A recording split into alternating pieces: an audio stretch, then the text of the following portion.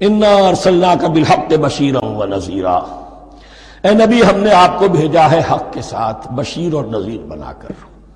بنیادی حیثیت آپ کی یہ ہے کہ آپ اہل حق کو بشارت دیں، فراح و ریحان و جنت نعیم، فسلام لک من اصحاب الیمین، یہ بشارت دیجئے۔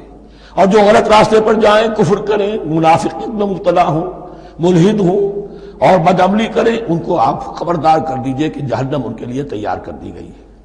آپ کا کام دعوت ہے، ابلاغ ہے، تبلیغ ہے، نصیحت ہے۔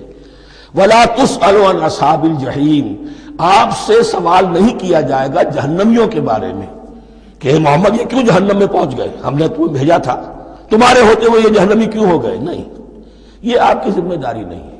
کون جنت میں جانا چاہتا ہے، کون جہنم میں جانا چاہتا ہے، یہ آدمی کا اپنا فیصلہ ہے۔ آپ کا کام ہے کہ حق کو واضح کر دیں، ہاں وضاحت میں کمی نہ رہ جائے، حق واضح ہو جائے، کوئی اشتباہ نہ ہو، بالکل مبرہن ہو جائے، واضح ہو جائے، بس یہ ذمہ داری آپ کی ہے، اس سے زیادہ نہیں۔ یہ مسئولیت جو ہوتی ہے، انسان اگر اپنی اصل مسئولیت سے زیادہ ذمہ داری اپنے سر پر ڈال لے تو اس سے بھی بہت بڑی بڑی گمراہیاں پیدا ہوتی ہیں۔ اور اس کا جو تذکرہ ہو رہا ہے بڑی گمراہی تو معاذ اللہ وہ تو ہمارے حوالے سے ہوتی ہے۔ ہمارے ہاں کی بہت سی جماعتیں جو ہیں اسی طرح کی غلطیوں کی وجہ سے وہ غلط راستوں پر پڑ گئی، پوری تحریکیں برباد ہو گئی۔ لیکن یہاں بھی حضور کا معاملہ کیا ہو رہا تھا کہ حضور چاہتے تھے کہ کسی طرح یہ علماء یہود ایمان لے آئے۔